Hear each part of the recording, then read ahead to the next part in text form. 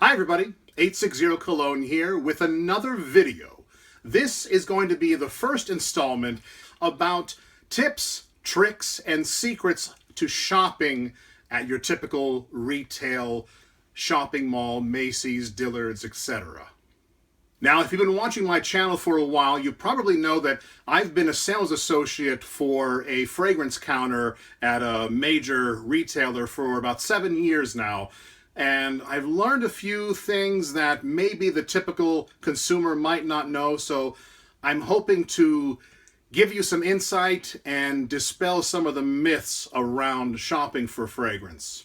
Now, one of the most talked about things with people who love fragrance, next to Aventus batch numbers and reformulations, is how bad sales associates are.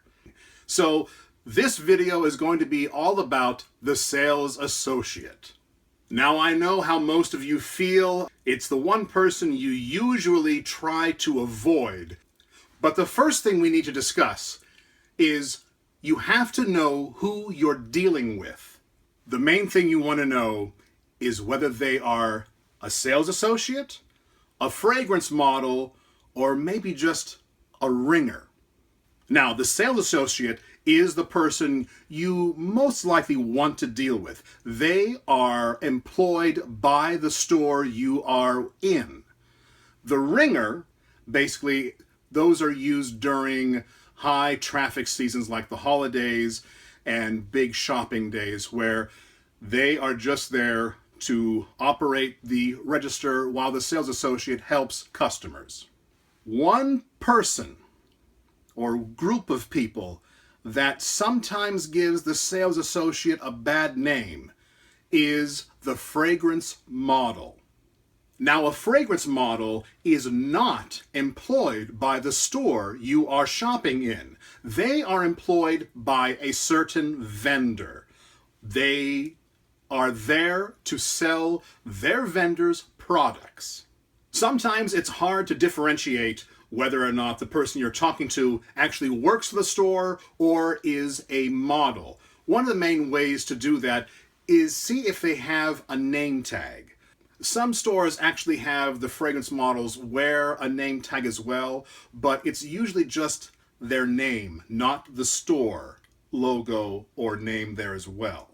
Now, why are fragrance models quote-unquote bad to deal with?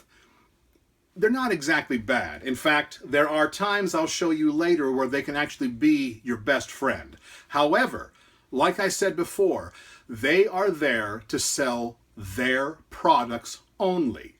They're not there to help you with something else. They're not there to help you with another line at all. They're there to try to make you buy what they are pushing. I've seen fragrance models working with customers where the person comes in and says they're looking for something light and fresh, and maybe the Clarins fragrance model shows them Mont Blanc, shows them Jimmy Choo, and Prada. Nothing's quite working for them. So the fragrance model will pull out something like, oh, try this light one. It's Thierry Mugler Amen.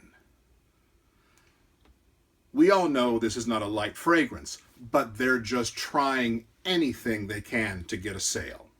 And along with that, they may not be willing or even able to help you with another line, so you may be passed off to someone else.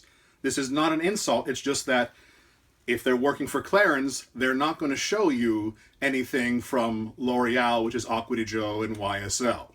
So if you've ever been led astray by a sales associate or a worker at a mall store, that could be one reason. And it's perfectly okay for you to ask, do you work for the store or are you working for a vendor?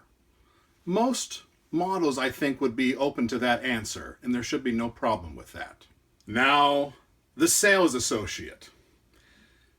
These are the people that should know what they're talking about and should be able to help you with finding a fragrance for you or whoever you're shopping for.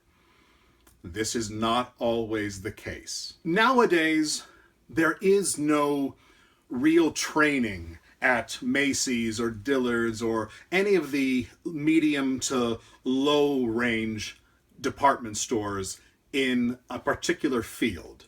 Yes, we do go to things we call schools about fragrances, but most of the time, even those regional and national reps don't know what the hell they're talking about. They're there just to help you sell. They are people who are knowledgeable in sales tactics. They are not people, for the most part, that are knowledgeable about fragrances and are not really passionate like most of us are that would go onto YouTube and watch a video. The main thing I'd like to try to put in your head is give them a chance. Please go in with an open attitude. I try to do it all the time. I'm guilty of it too. I'll walk in and there'll be some over-anxious salesperson that wants me to, ooh, have you tried Sauvage? Oh my goodness. You know, I'm done. But some sales associates may surprise you.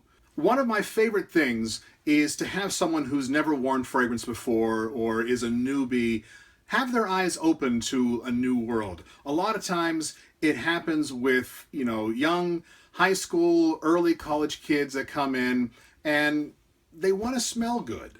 And the ones that really get the most out of the experience are the ones that do come in and they're not afraid to ask questions. They're not afraid to look stupid.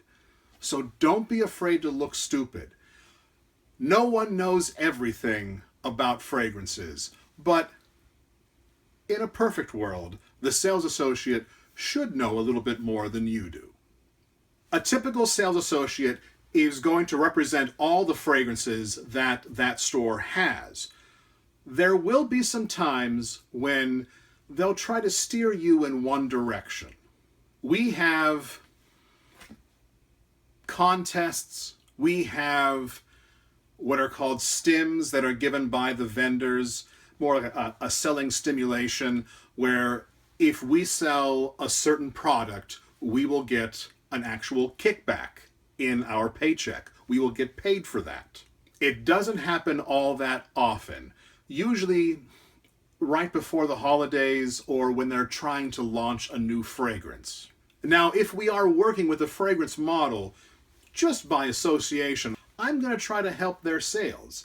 And in return, a lot of the times we get a perk from them as well. Most of the time, it's in the form of a free bottle of one of their fragrances or different perks like that.